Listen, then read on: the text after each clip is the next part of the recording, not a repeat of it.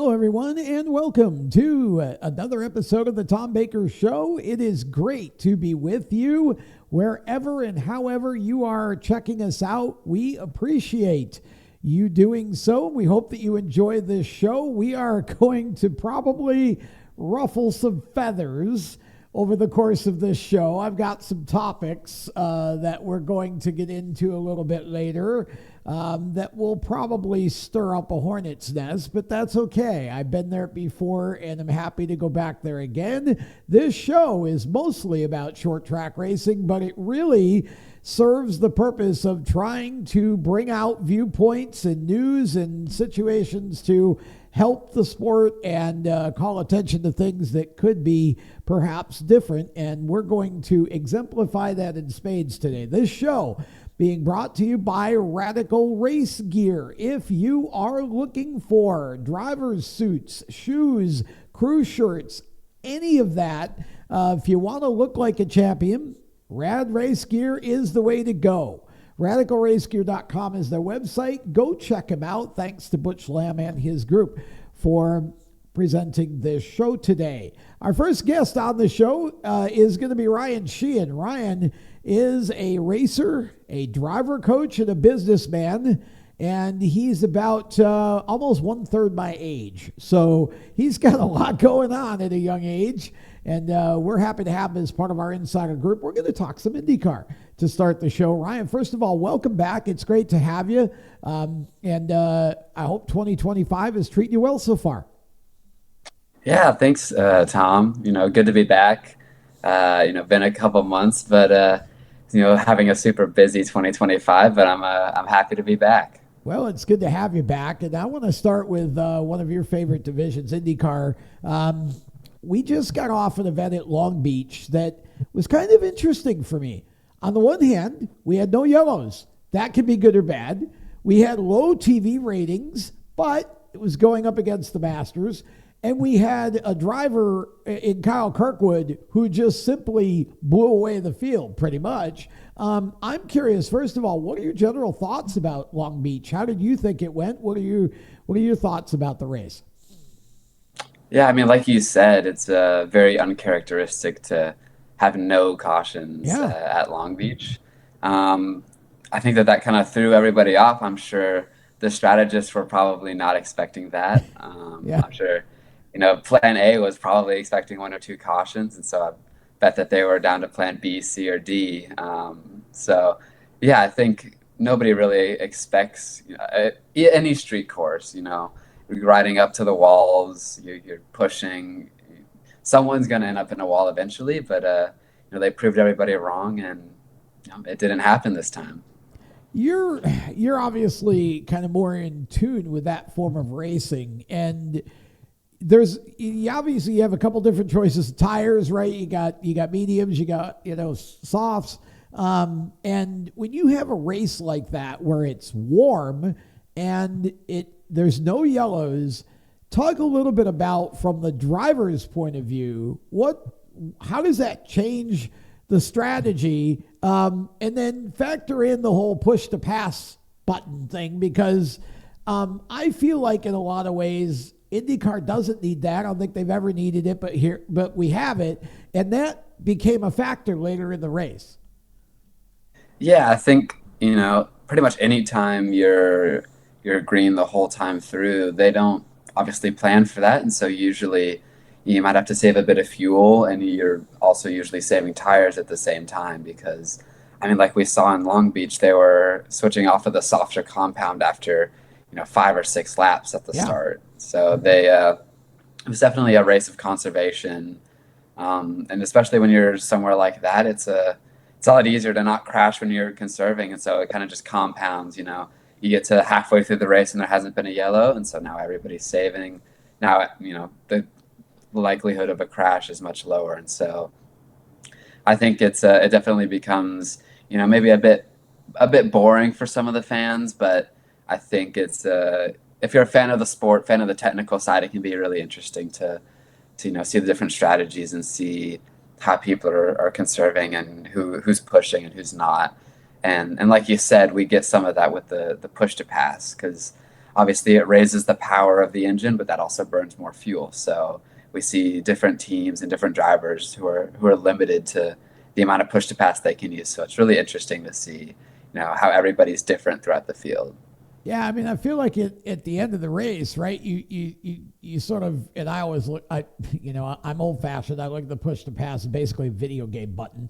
At the end, it's just I just feel like driver aids. I'm not a big fan of any of that, but at the end of the race, Kyle Kirkwood had so much push to pass time left because he was so dominant, didn't have to use it all day, that it didn't matter what any of the rest of the field did or how much time they had left. They couldn't catch him. It was really a weird scenario for Long Beach. And, I do agree. I thought strategically it was an interesting race, but to me, there was never a doubt that Kyle Kirkwood, unless something happened to him, he was going to win that race.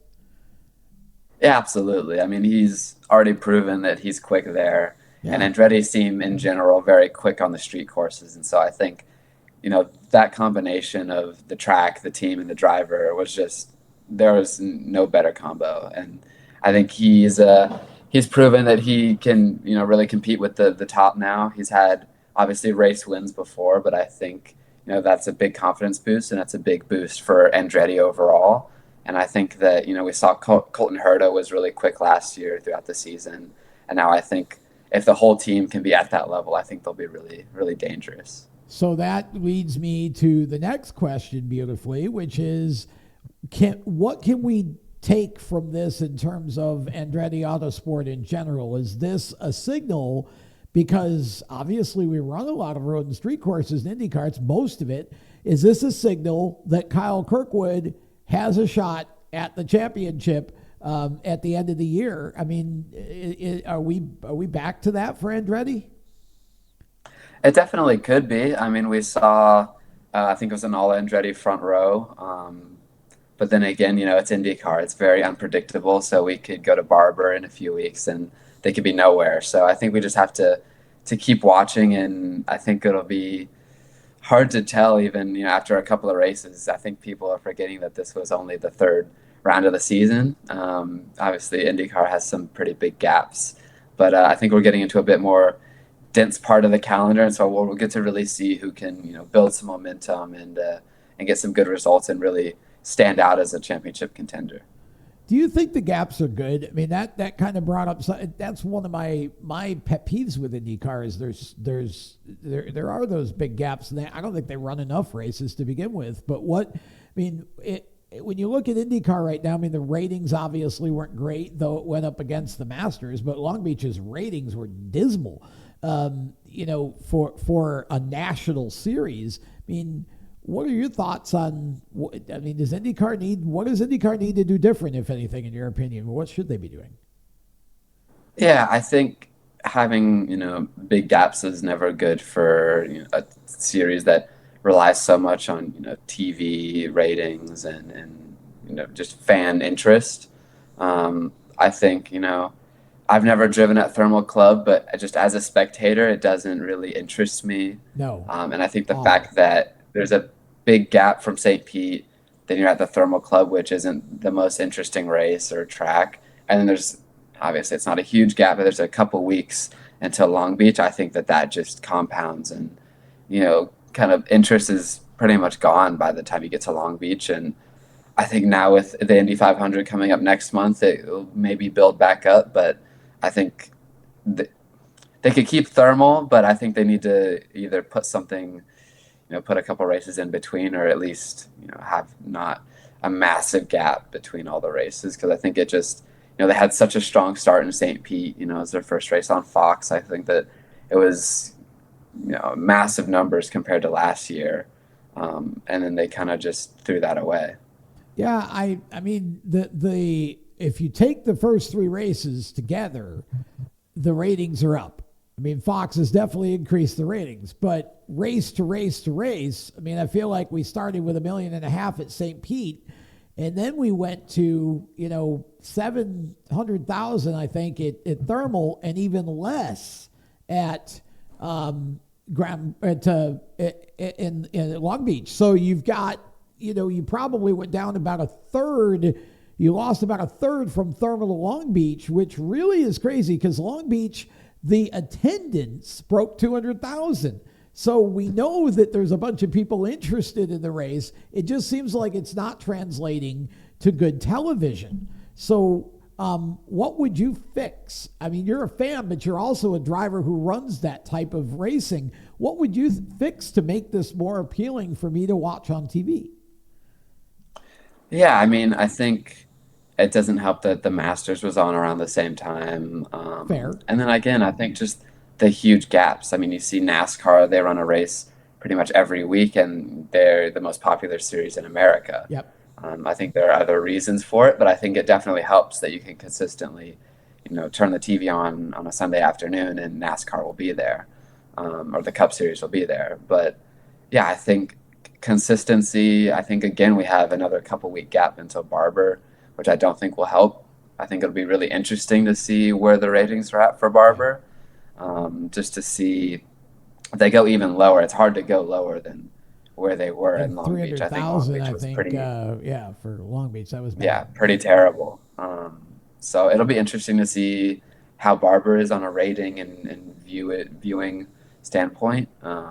But yeah, I think that they need to fill in these gaps and add some more races and places, like Mexico. I think would be a massive opportunity. You have Pato O'Ward, who's one of the most Yep. popular drivers, and you have very passionate fans down there who would love to see a race there, like we're seeing with NASCAR. Even if you maybe did a double header or move a race around to have it at the start of the season, with NASCAR, I think that could be fantastic for them. I just think that, I mean, for me, it feels like, everybody says, well, it went up against the Masters. Masters is a golf match, right? It's a golf event. It's not a Yeah. racing event. It wasn't like they went against NASCAR. So what that tells me is that the general sports viewing audience is more interested in golf than they are in Long Beach. That's really what that tells me, right? And so the Yeah. thing that I would say is, you look at the Indy 500 and 74% of the viewers who watch the Indy 500, this is an Indy statistic that came out of the Speedway, don't watch another IndyCar race all year. So that would tell Yeah. me, logically, shouldn't we do more events that look more like the Indy 500 and get back on the high speed oval kind of thing? And yet we don't do that. Why do you think that is? It's hard to tell. I think a lot of it is obviously Formula One has exploded in popularity, and so I think they're maybe trying to mimic a bit of, trying to I bring the agree. audience over, and the Yep. audience likes road courses. I think there's obviously if they need more races, I think it's pretty obvious. So I think keep the same amount of road courses, add more ovals. I think would Yep. be a happy medium for Yep. everybody. But we'll have to see if they, actually follow through with that. Yeah, they probably won't, but it's just interesting to sort of look at all that, right? And I think, we need to get back to where it's more 50-50. All right, let's talk about Indy next because, again, that's the Xfinity series for Indy cars. Who are a couple of drivers we should be paying attention to, and why don't we have more fan interest and coverage of that ladder system? What because you were a part of that. I mean, what do we need to do here to fix that? Because there's some great racing in those series. Yeah, I think, people to watch. Dennis Hauger is the Yes. obvious talent coming over from F2. He's a Formula 3 champion. I think he dominated in St. Pete over his teammate, who's another one you should watch, Lockie Hughes. Rookie in the series. I guess he gets a true rookie. Yeah. Hauger has that Formula 2 experience, so he's been at this level for several years, whereas Lockie is just coming out of Pro 2000. It's kind of his first time at this level, and so I think he's a strong talent. I think some of the second year drivers, Callum Hedge, Miles Rowe, some of them I think could be really interesting to watch. But I think some of the reason that people might not be paying attention to the series is the same issue as IndyCar, just worse, and that's the massive gaps. They haven't raced since St. Pete, so it'll be almost 2 months between Yeah.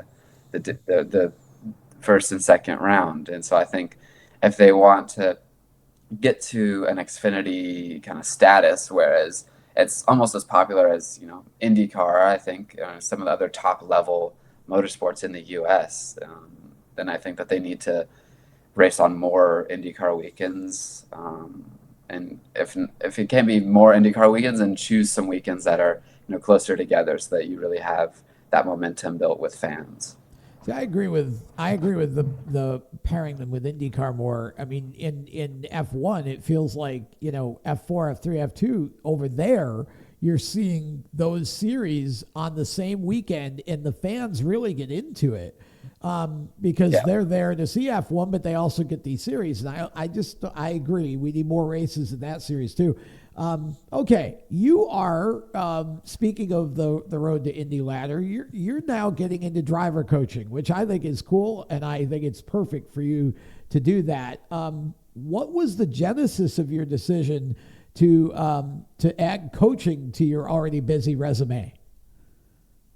I think mainly just, I got the offer. I got offered to coach by my old team owner, who I used to run both Formula 4 and Formula Regional with. Crosslink Motorsports, Gil Kazuba, known him for forever.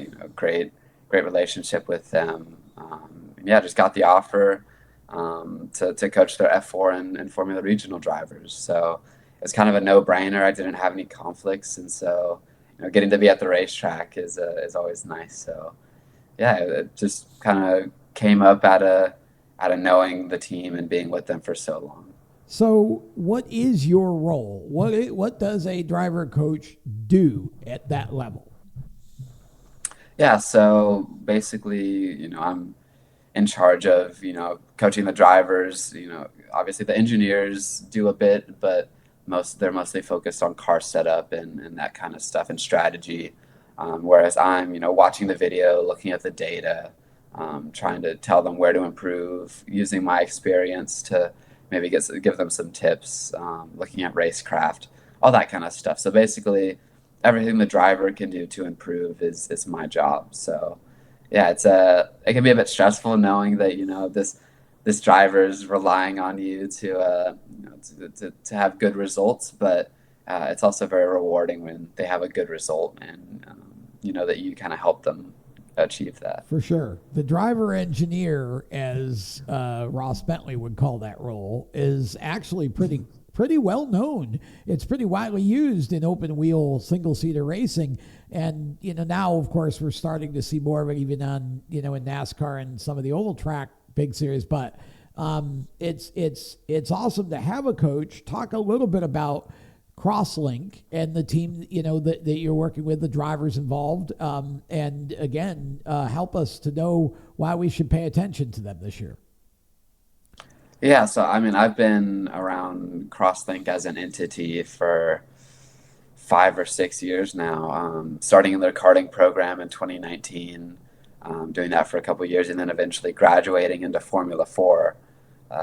So they really had a full pathway from karts to cars. I don't think they do the karting anymore, but still, running in the junior Formula 4 series with the old car, the proper USF4, and now Yep. and obviously Formula Regional. But yeah, I think they're just they make sure everything is right. I think that sounds very obvious, but they're very meticulous, and they have the best people. They make sure everything is proper. They pay attention to the fine details, and yeah, I think it's just they're the best guys to have running a program. I think, and that's why I'm over there. I believe that they will produce a good race car, and so I trust in them. That if I tell my driver to do something or drive a certain way, I believe that the race car is gonna do that and be able to work. And so I think overall they're just a fantastic organization. Gil is a great guy. He loves his drivers. He'll do anything for them. And so I think overall it's just a fantastic team. Who are the drivers that you're working with over there? This year in Formula 4, we have Dimitri Nolan and Kekai Hauino, who was the runner-up in the junior series last year. Okay. And we had in FR, we have Titus Sherlock, Alex Benovitz, and Barrett Wolf, who are Titus ran last year. Actually, it's a bit strange that I raced against him. We were fighting for wins together, and now I do a bit of coaching with him. But the other two are a bit newer.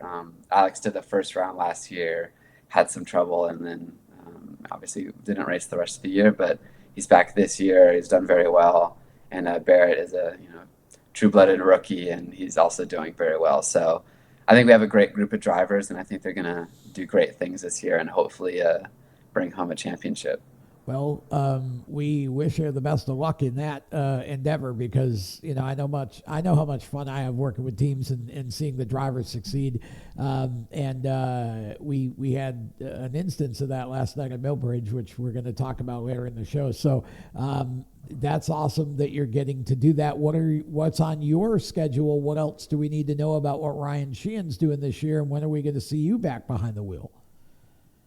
Yeah, that's the big question, isn't it? We're working on a couple of things, both on the business and racing side. I can't really get into too much detail yet, but I'm hoping that it can be still a great year of racing for me. So yeah, looking forward to hopefully working those things out, and hopefully you'll see me on track soon. I hope so. Look forward to it.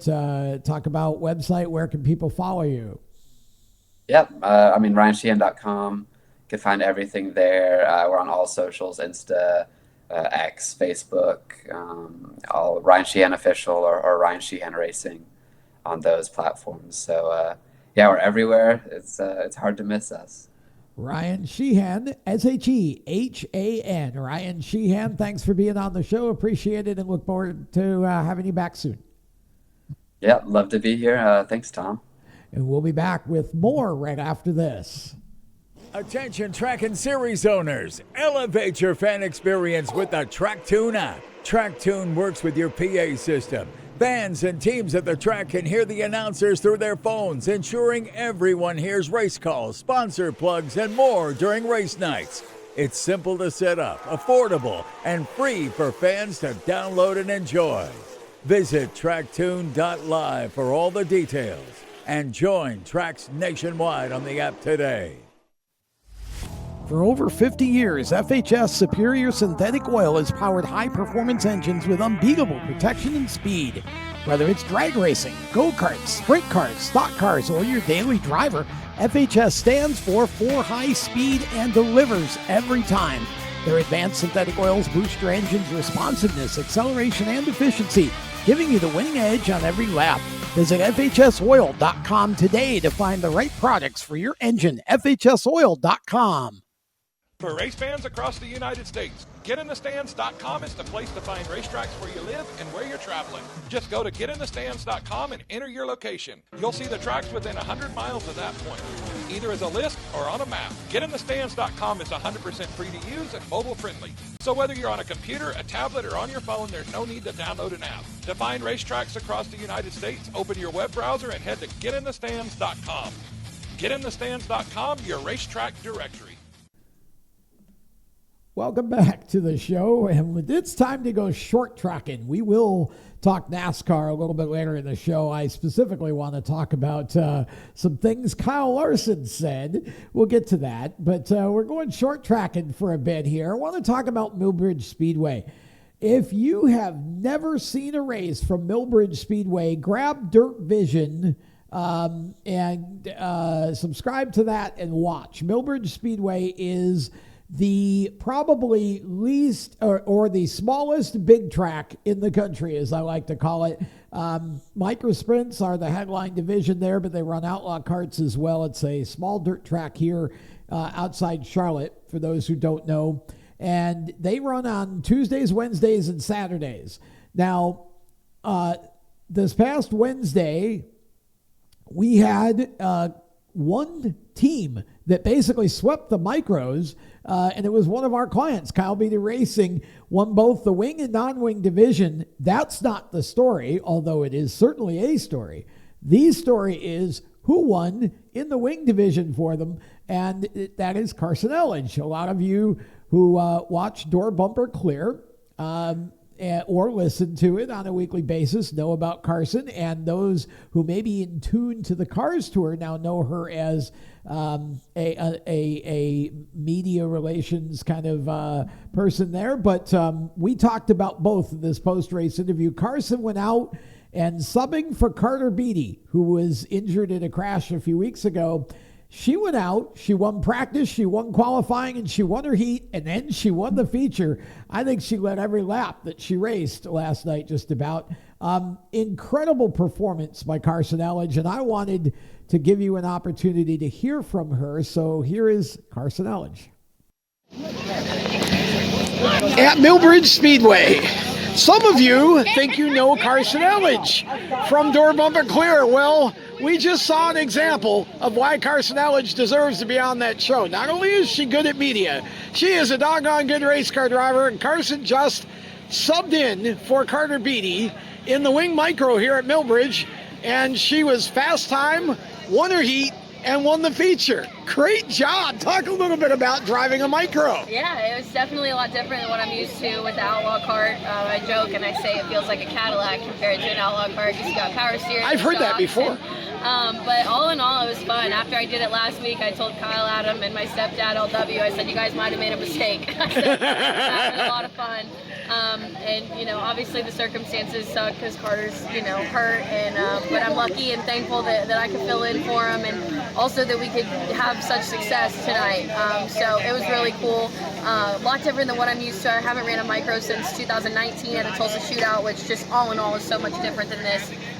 So it was cool to come out here tonight and have as much good luck as we did. Yeah, last week it obviously seemed like you needed to just blow the rust off a little bit. Yeah. You went from 17th to 11th on a track that was tough to pass on, and tonight you just came out and dominated. How did you make such a bit of progress so quickly? Yeah, unfortunately by like the feature last week, I'm like, okay, I'm finally comfortable, and I was hoping that there was an opportunity to do it again. Like I said, don't want Carter to be out, but if there was an opportunity and somebody could fill in, I was hoping that I could come back this week and do it, and so thankfully it did work out that way. So it really just was more laps and just getting comfortable with it, and you know, I think given that I've had so many laps around Millbridge, that kind of, you know, helped that along, and it was more just learning the car rather than learning the car and the racetrack all at the same time. So I think that was a big help. And obviously, you know, SKE, Kyle, they have a lot of laps around here as well, so they know what they're doing. And it was nice to have Carter here tonight. I was calling him my driver coach. Yeah, went from Catfish Carter to Catfish Carson tonight. And, yeah, I guess we could call it that. We were rolling some bottom for sure. Now, you obviously have spent more time on the media side of things as of late than behind the wheel, and not only are you hosting Door Bumper Clear and doing a darn fine job, I might add, but you're also now involved with the Cars Tour. Talk about your new responsibilities with that. Yeah, so I'm the partnerships and marketing manager for the Cars Tour. I started out doing all our social and digital content, and that fast tracked really quick to where I'm at now. I always say it's cool that it's a small group because it does give you the opportunity to learn so many different things in a short period of time. And man, I would be lying if I said I didn't miss racing, but you know, everything happens the way that it's supposed to, and I think I'm right where I need to be. And you know, racing is a lot more fun for me now because it is for fun and it's not for, you know, trying to make a career out of it. So I'm lucky that I get the opportunity to get the best of both worlds. I'm having a blast on Door Bumper Clear as much as those guys get under my skin. No, they wouldn't do that. Everything, you know, it's wonderful. I really genuinely feel like I'm exactly where I need to be, and that's what makes this stuff so much more fun because it really just is to come have a good time. Well, you look tonight like you've never been away. I mean, that was just an amazing performance. Congratulations. Thank you. And all the best going forward with both the media stuff and future opportunities behind the wheel. Thank you. I appreciate it. So Carson, of course, for those of you who don't know, Carson is the daughter of Kelly Earnhardt and Jimmy Elledge, and so she has had a ton of racing experience at Millbridge over the years, but she really didn't have too much micro experience. So this was a new thing for her, and the way that Millbridge's rules are written, if a driver has to miss a race, you get 2 subs. You are allowed twice to have somebody sub for you, and then, you know, the points still count for the current driver. So that's why Carson was in the car, because it keeps Carter's hopes for chasing a championship alive in that particular division, and he broke his back in a crash a couple of weeks ago and is expected to be back in the next few weeks. But so Kyle Beatty and SKE taking advantage of the opportunity to have Carson fill in for a couple weeks just to keep those points rolling. Now we get to the non-wing micro side of things.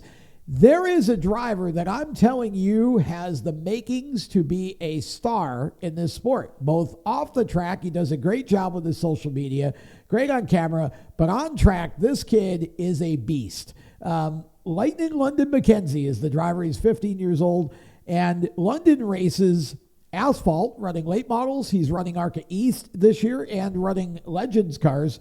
But on the dirt, he has never won a race until now. London McKenzie from Victory Lane winning an exciting non-wing race that turned out to be a 4-car slugfest at the end. Here he is.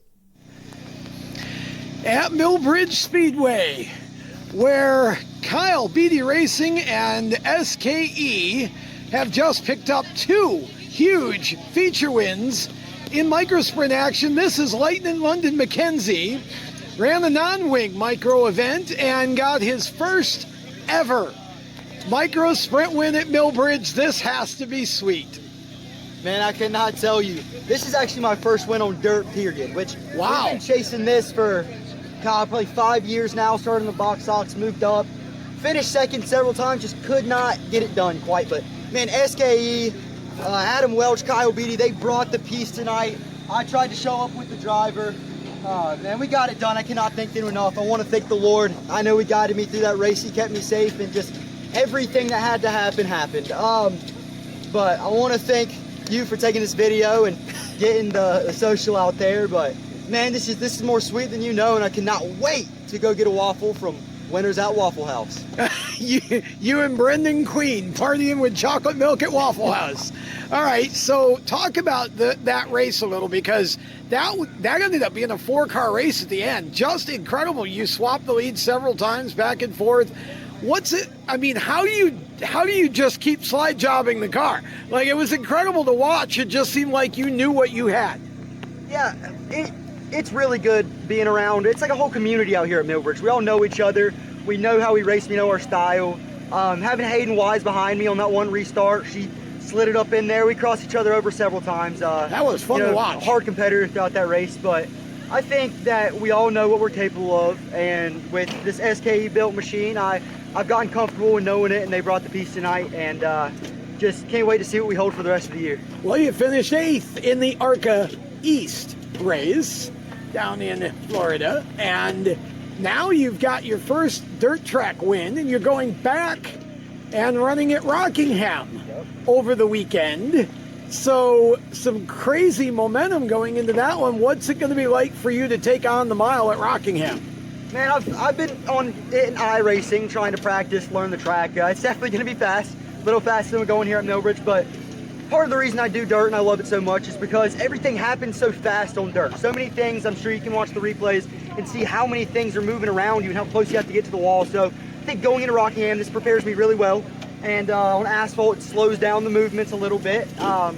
Super excited going into it. Definitely gives me a little boost of confidence to get out there behind the wheel and see if we can put that thing up front like we did tonight. You've had some strong runs in late models. You had a good run in your first ARCA race. Now you got yourself your first dirt track victory here at Millbridge. Lightning London McKenzie already starting off 2025 with a bang. And congrats to Kyle Beatty Racing and SKE Chassis on a tremendous night. Incidentally, in the race that in the wing micro race, second place, also Kyle Beatty Racing, SKE, Tanner Tucker at 11 years old, his best ever finish in a winged micro. We'll be back with some NASCAR talk. I want to know what Kyle Larson was thinking after this.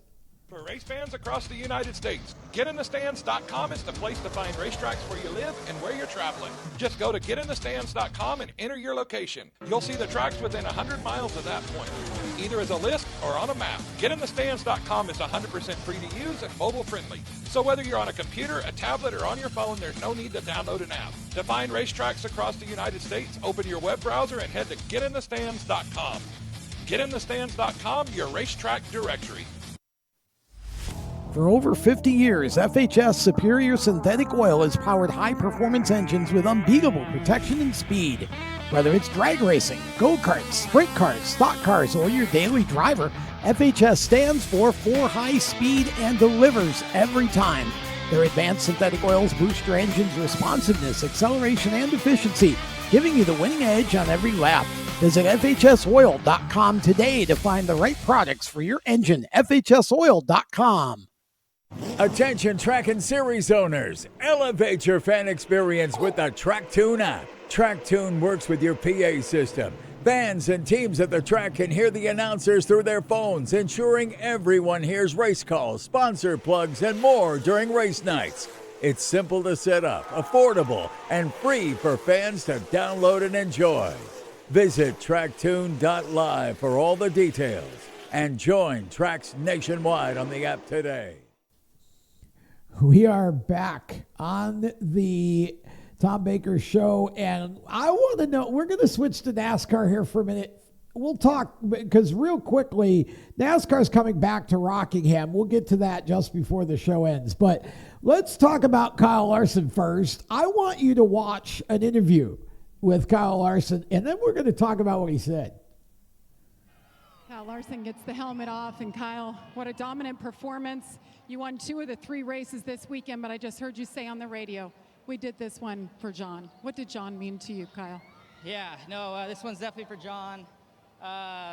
He's just a great guy here. So we're going to miss him, but successful weekend here. Wish he was going to be here with us to celebrate, but I know he's celebrating with us in spirit. So, yeah, just a flawless race once again here at Bristol for the 5 team. Really, really good car.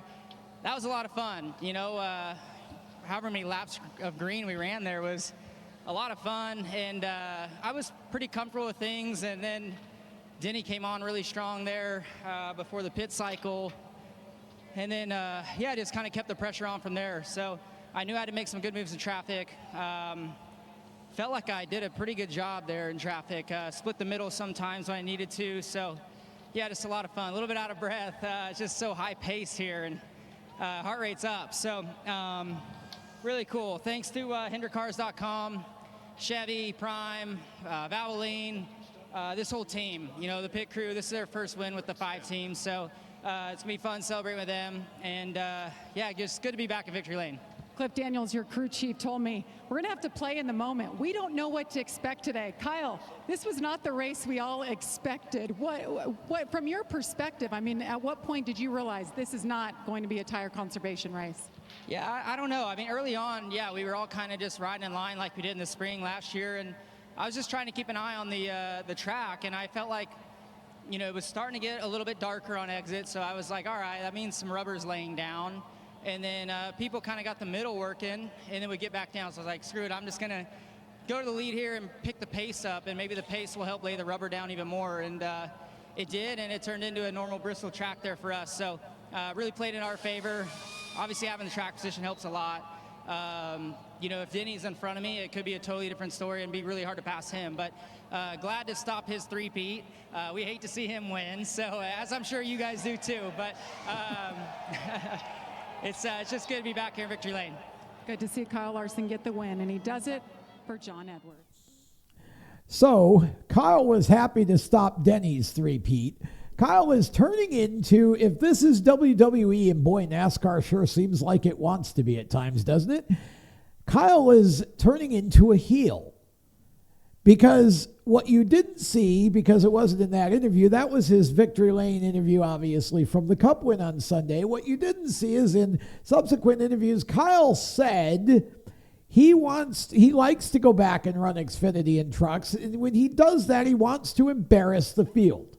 He wants to basically show the drivers in those divisions how much higher the standard is if you're going to win in Cup than what it is in those divisions. Here's my question for Kyle. Why? Don't they know already?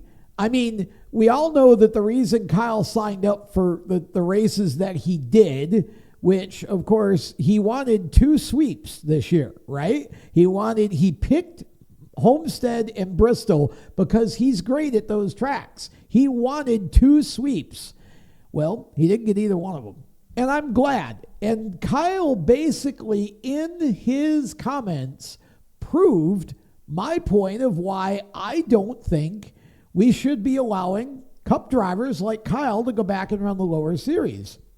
And here are my counter arguments here. When Kyle talks about how much higher the standard is, he's saying we are way better in Cup than you are in trucks or in Xfinity. And you better get way better if you're going to come and play with us. He also said his goal is to embarrass NASCAR for limiting the number of times that drivers like him can come and beat up on the kids. And here's the thing with me. When you look at any other sport in the world and any other form of racing, you don't see IndyCar drivers like Scott Dixon dropping down to Indy Next. You don't see Formula One drivers like Max Verstappen dropping down to F2. You don't see Tom Brady dropping down or Patrick Mahomes and playing in college football games on off weekends or whatever. You don't see any of that. You know why? Because there's a difference in skill level. You hit the pros. Okay, now am I saying that there aren't any drivers in those series that can compete with a Cup driver like Kyle? No, not at all. But when you think about what Kyle said here, look, Kyle should have lapped the field on Saturday in Xfinity. He should have lapped the field. He said he was going to, and he should have. Why didn't he? To me, if a driver like Kyle Larson drops to the Xfinity Series and doesn't win, you've had a terrible day and you should be embarrassed. Because there is that much difference in skill level, right? That's why Kyle Busch tore up so many truck races over the years, right? I am not in favor of, I don't know that you need to cut it out entirely. I mean, if Kyle wants to, pick and choose and try and get some, try and get stats like Kyle Busch, that's fine. I don't have a problem with that. But again, no more than 5. And it was the way he put that across. Because to me, whenever Kyle Larson's running a race, it's like when Kyle Busch used to do it when he had his own team and had the Toyota motors and they had all the advantages that they had at that time.